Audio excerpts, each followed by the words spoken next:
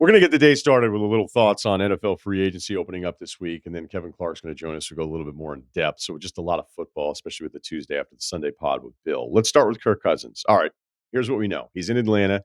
We know that he's 36 in August. We know that he's coming off the torn Achilles and that he's 1-4 in the playoffs. Trust me, prime Russillo, probably, well, I don't want to sit there and say who knows, because never suggest that you're already past your peak. But I was not a Cousins guy for the longest time. There's probably a monologue in me 2 years ago where I'm destroying Atlanta for doing this. Like, what are you doing? You got to be kidding me.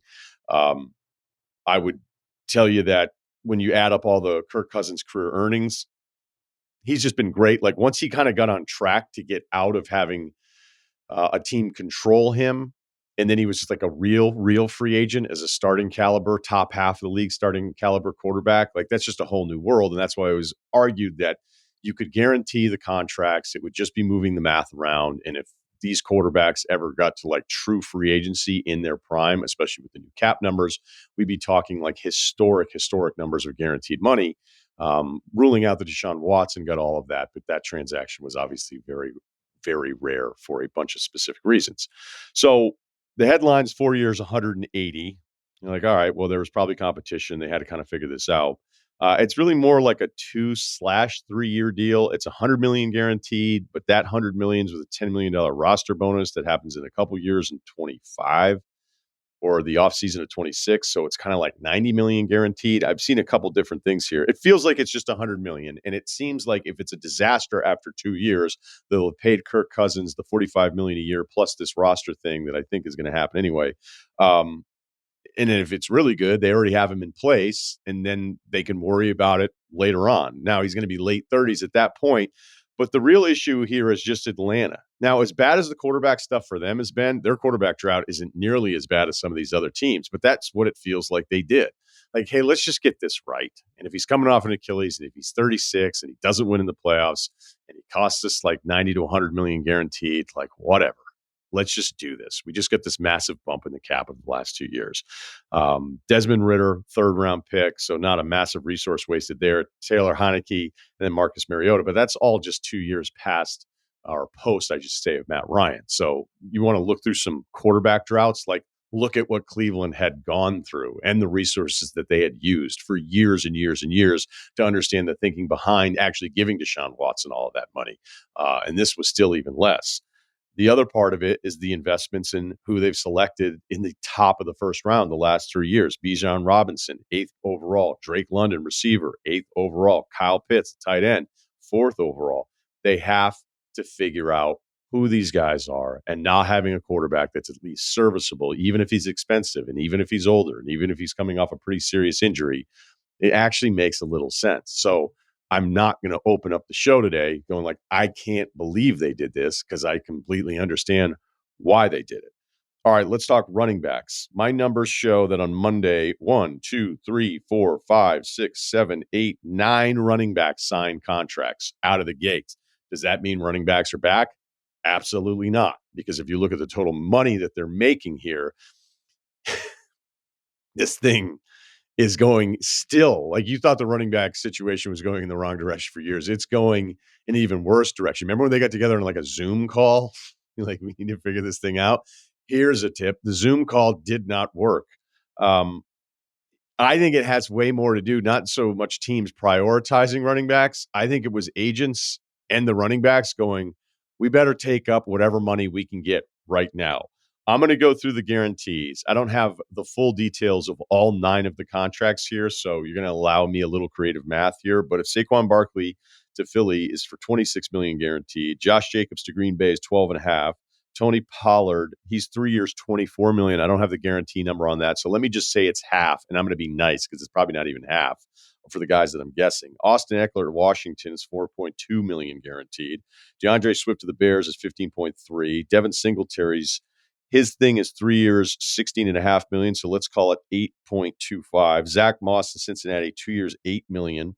We'll throw a 4 on that. Gus Edwards, 3.37 guaranteed to go to the Chargers. Antonio Gibson, not a bad player. New England, 5.3 guaranteed. So if you take those 9 guys and allow me some rounding probably up on this, those 9 running backs signed for $90 million guaranteed this week, which is actually less with the roster bonus than what Kirk Cousins got. Staying with Saquon, 6 years in, he's probably played in more games than you'd think if you're not a Giants fan, who's obviously been locked in on this every single week. Or maybe I should say he's played in maybe more games than I thought he did. 13, 16, 14 the last 3 years after only 2 games in 2020. But the numbers are okay. If you want to beat him up for the 18 rushing touchdowns, a lot of that's play calling, depending. You think he was, because of his build and how just dynamic he was, that maybe that number would be a little bigger, but it doesn't mean like, hey, he's certainly not washed or anything like that. And he's a complete back. I'm a little surprised Philadelphia was so aggressive about it, allotting their money to a position that, as we know, you can kind of figure out. Like, I wouldn't want to be wrong with more money at that position. And even if you can't be wrong about Saquon, the player, because you know how good he can be when he's actually playing, I just don't know that I'd want to take that injury risk on top of everything else, even though, again, he's played in, what are we talking, 43 games last 3 years. Here's a really good number for next gen, though. With the Giants, the expected yards per carry at running back was 3.5 yards per carry, which would be, again, expected yards per carry for a team that was last in the NFL. With the Eagles, it was 4.7, which is the best number in the NFL in 2023. You should also think about these numbers, because this is some Bill Barnwell stuff that I enjoyed on ESPN.com this morning. When you look at where the running back contracts are going in relation to percentage of the new cap numbers in the NFL, I always thought a really good exercise in the NBA when they had their cap spike is to go like, hey, man, the $25 million player is kind of just the $40 million player now. When you're seeing a player sign for like 10 to 12 million, or using the mid-level that's like 12 plus million this year in the NBA, realize that before the spike, that was just kind of the $6 million player. So you kind of need to just figure out the math and how it all works out, instead of just going, I can't believe they paid this guy this much. You're like, well, that's not, it's not they just decided to pay that guy that much more. It's that they had that much more money available to them to then go ahead and pay them. I mean, in the NBA, you're paying guys, teams are re-signing their own players that they don't like for contracts that they hate, because they're just that afraid of losing them and then not being able to replace the asset once you're over the soft cap in the NBA. So to put this all into perspective, what Barnwell did, which I think is really important here, if you look at how the running back money is working out, because I just saw a lot of stuff yesterday, like, hey, running backs, man, they're making a priority. No, I think they were just like, let's take this cash now, because in 4 more days, this money, which isn't even good historically, might be better than we're going to make on a Thursday.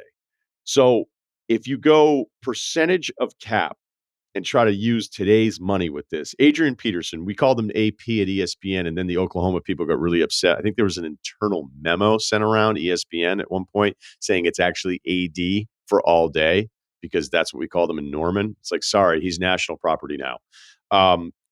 Peterson's deal in 2011 was for 6 years, $86.3 million. In 2024, if running back salary had kept pace with what Peterson made, and by the way, Peterson's probably one of the guys that I'd be like, yeah, if you want to sign him for all your cap space, I'd agree with it, because that was maybe the last running back that could just carry a franchise that we've seen in recent years. But that deal for 6 years, 86.3, is a 6-year, $180 million deal based on today's cap percentages. So that's $180 million in 2024 dollars. And that's not even close to happening. Speaking of money and numbers, fake contract alert. Let's give it to Baker Mayfield. When I was driving around, knowing he'd come off the $4 million deal from last year, the 1-year hit with the Tampa Bay Bucks, which worked out for everybody. It was terrific. Congrats to him for being the guy that can be that top pick to go somewhere else and actually win a playoff game. But the initial reports, as I was getting my day going, I'm like, he got 3 years, $115 million. But wait, you've done this before, Russillo. You love this stuff. You love the headline, and then you love digging in to see what could happen, or you like the second headline. So the first one was 3 years, $115 million. I was surprised. Then it was 3 years, $100 million, because we found out that $15 million was in incentives based on each year, totaling $5 million. So I don't know how obtainable they are or not. Then we realized that it's not really 3 years, $100 million, that it's $30 million guaranteed in 24 and then $20 million guaranteed in 25. So however you want to frame the years or the totals or all of that, it's that he's guaranteed to make $50 million the next 2 years as of today, which makes way more sense than Baker Mayfield 3 years, 115 million. But the first headlines we see, and remember this as we keep going through free agency, the first headline that you see on the contract detail, because it's most likely coming from the agent to the reporter, it's always the high end and the most favorable stuff. And there's deals that I'll look at like 2 weeks later where I go, oh my God, that's not even close. I mean, again, some of these running back deals are just 1-year deals. And again, the 9 guys basically banking what Kirk Cousins got in one new contract.